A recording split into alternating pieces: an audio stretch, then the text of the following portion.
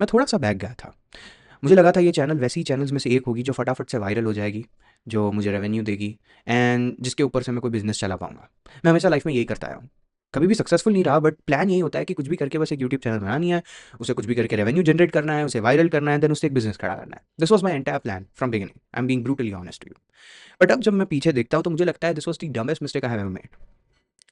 Late me pivot. I want to change the directions. I want to change the directions the way I want to. अभी जो previous videos देखा था तुमने, जो भी इस चैनल पे आया था, वो काफ़ी टाइम पहले मैंने शूट किया था। इसी सेम सेटअप में ऑलमोस्ट 1-2 वीक पहले शूट किया था एंड मैंने वो अपलोड कर दिया अभी।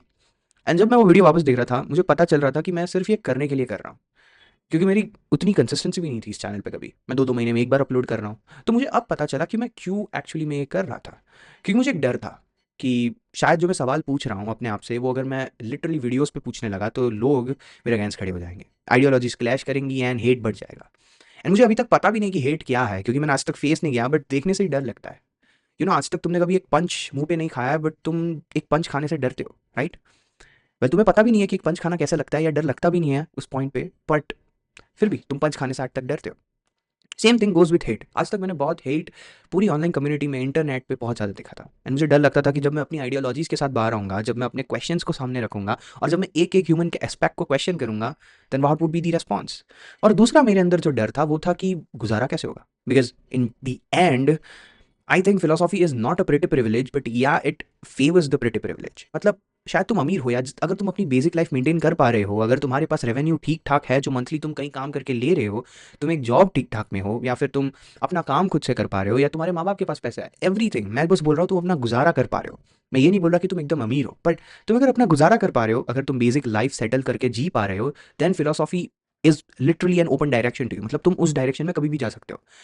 द पॉइंट इज, जब तुम्हारी अपनी लाइफ मेस्ड अप होती है, जो कि तुम्हारा बेसिक डेली गुजारा है, अगर वो नहीं हो पा रहा है, तो क्या तुम फिलोसॉफी पे कूद पाओगे? Was my question.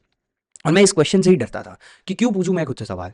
बेसिक सी चीज़ है, पैसे तो कमाने ही पड़ेंगे ना, क्योंकि तुम्हें लाइफ जीनी है, तुम्हें खाना खाना है, तुम्हें बाहर के लिए ये करना है, तुम्हें वो करना है, तुम्हें अपने माँ बाप के लिए करना है, तुम्हें अपना नाम बढ़ाना है, तुम्हें सोसाइटी में स्टेटस चाहिए, एक्स वाई जेड, बहुत सारी नीड्स थी मनी को लेके।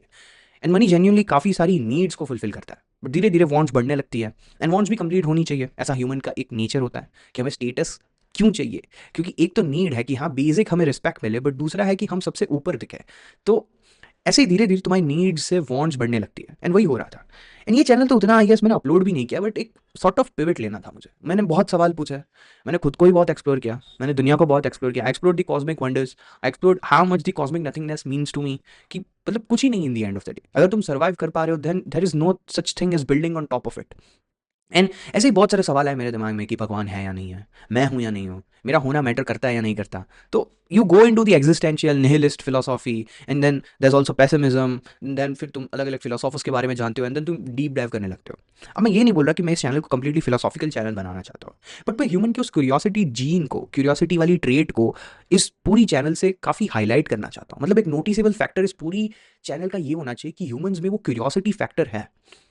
देखो, जब 2 पत्थर सामने दिख रहे थे तो ह्यूमन की क्यूरियोसिटी थी कि इन दोनों को टकरा के आखिर ये चिंगारी सी क्यों निकल रही है? एंड उस क्यूरियोसिटी को लेके आज हम पहुंच गए न्यूक्लियर बॉम्ब्स तक। So human has been a different species because maybe it had cognitive development more than the others. मतलब शायद तुम ज्यादा सोच सकते थे, बट उस सोच के बाद तुमने क्यूरियोसिटी भी अपने अंदर, एक क्यूरियोसिटी ट्रेट डेवलप की ह्यूमंस ने। तुमने सवाल पूछे कि ये क्यों ऐसा होता है, वो क्यों ऐसा होता है, and उसी सवाल के बेसिस पे मॉडर्न सोसाइटी बिल्ड होने लगी। मुझे याद नहीं है, but I guess Kalshanikov something scale है। मुझे, मैं सॉरी नेम अगर मैं लेफ्ट राइट ले रहा हूँ तो, बट हाँ एक स्केल है कि मॉडर्न सिविलाइजेशन कौन से पॉइंट तक पहुँच सकती है।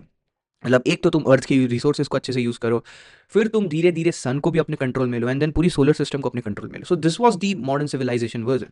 तो हम स्केल 1 के काफ़ी क्लोज पहुँच गए। I think within 1000 years maybe we can reach the Kalsnikov scale 1 of civilisation. And यही पॉइंट पे मेरी बात आती है कि ये सब हुआ इसलिए, and then you see rapid formation. मतलब आज से I guess 250 years ago there was no light. मतलब ये लाइट, ये anything wasn't there, right? And आज मैं रिकॉर्ड कर रहा हूँ एक माइक, एक कैमरा से, and now it's so easily available कि एक नॉर्मल सा बंदा भी ये रख सकता है। एक टाइम पे ब्लैक एंड व्हाइट फोटो खींचने के लिए तुम्हें एकदम प्रोफेशनल टू प्रोफेशनल लोग चाहिए थे.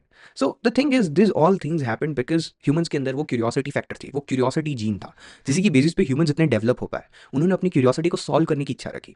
So the point was curiosity तुम्हारे दिमाग में सवाल पैदा करती है एंड देन तुम उस सवाल के जवाब ढूंढने जाते हो. And when you try to find the answers you don't get the answers but you get more open threads. मतलब तुम्हारे सामने एक दरवाजा खुलने पे और 3 दरवाजे होते हैं, फिर तुम उनमें से किसी एक दरवाजे पे जाओगे, फिर वापस 3 दरवाजे होंगे. This is how life works. And ऐसे ही बहुत सारे सवाल थे जो मैं खुद से पूछना चाहता हूँ और मैं पूछता भी था, पर मैं कभी ओपनली बोलना नहीं चाहता था क्योंकि वो हेट वाली बात आ गई थी, मेरा डर आ गया था बीच में. इसलिए अब मैं ये चैनल को पिवट कर रहा हूँ. ठीक है, पूरा इंडियन कम्युनिटी जो भी ये kind of self improvement masculinity content में है, वो सब एक ही पॉइंट पे चले जा रहे हैं. मोटिवेशनल, सक्सेस, पैसा कमाओ, बॉडी बनाओ, जिम जाओ, everything understood. Maybe this would be important, but I want to touch the topics that I am curious for, which are sort of based in the psycho analytical section, which is pretty much philosophy plus psychology. मैं इन दोनों fields को अच्छे से छूना चाहता हूँ, इन दोनों के एक साथ कंपोजिशन को भी पकड़ना चाहता हूँ, मतलब कहाँ पे कंबाइन होंगे एंड देन इससे कितनी और लेयर्स निकलेंगी. मुझे वो सब कुछ एक्सपीरियंस करना है, मुझे वो सब कुछ एक्चुअली में जानना है, मुझे वो क्यूरियोसिटी है इन चीज़ों के लिए. मुझे मेरे दिमाग में बहुत सारे सवाल आते हैं, जैसे कि मैंने बोला कि why do I even exist, and then I go back to and I realise that it was a fact that I am existing. There is no question और there is no reasoning behind my existence. या maybe I can give you a biological reasoning कि हाँ मैं एक lucky sperm था, but the actual reasoning is not there. मतलब कोई कोई डिवाइन पावर नहीं है जिसने बोला कि आर्यन अब तू जन्म लेगा. सो कभी कभार हम सवालों को और थ्रेड्स में ना उलझने से डरते हैं. मतलब मैंने एक दरवाजा खोला, सामने और 3 दरवाजे हैं. ठीक है, अब मैं डर गया कि कोई भी दरवाजे को चूज करूँ, वापस से एक और दरवाजा खुलेगा and this is a repeated loop. मुझे सही जवाब नहीं चाहिए. अब मुझे एक फैंटेसी वाला लाई चाहिए. मतलब मुझे एक ऐसा मुखौटा पहने हुआ झूठ चाहिए जो मुझे सही लगे, जो मेरी डिस्क्रिप्शन में अच्छे से बैठ जाए. मतलब मैं एक दरवाजा खोल के अब बाकियों को और बोलूंगा अरे बस कुछ नहीं था, वो खाली रूम थी, अब आगे कुछ नहीं है, बट एक्चुअली आगे खोलने पे और 3 दरवाजे थे. You know what I am trying to say. So the thing is, इंसानों को इजी रीजनिंग जो एकदम से उनके पकड़ में आ जाए, जो मास पब्लिकेशन को इजीली एक्सेप्टेबल हो, है ना, मतलब ज़्यादा से ज़्यादा लोग इजीली एक्सेप्ट कर पाए. आइडियोलॉजीज ऐसे ही बिल्ड होती है and that's how modern civilization और भी आगे ग्रो होगी, क्योंकि तुम्हारे अंदर एक ग्रुपिज्म आएगी इन आइडियोलॉजीज को लेके. एंड देन जितना तुम सोसाइटी को ग्रुप में रखोगे उतनी ही डेवलप होगी. That's the core root of evolution. इसलिए ट्रस्ट है, इसलिए तुम्हारा जस्टिस है, इसलिए तुम्हारी सोसाइटी में एक सर्टेन लेवल ऑफ बाउंड्रीज बनने लगी कि ये हमारी जगह है, ये तुम्हारी जगह है. फिर बॉर्डर्स बनी एंड आज उन बॉर्डर्स को मानने के लिए पेट्रियोटिज्म की ideology. So everything has been done right. The thing is I want the question, I don't want the basic answer. मतलब मुझे इन चीज़ों में शायद इंटरेस्ट ना हो कि कौन सा नेक्स्ट प्रेसिडेंट है या कहाँ पे कौन सा वॉर चल रहा है, बट मेरा पॉइंट ये होगा कि इंसान वॉर करते क्यों है. You know my question are different and I never dare to ask them.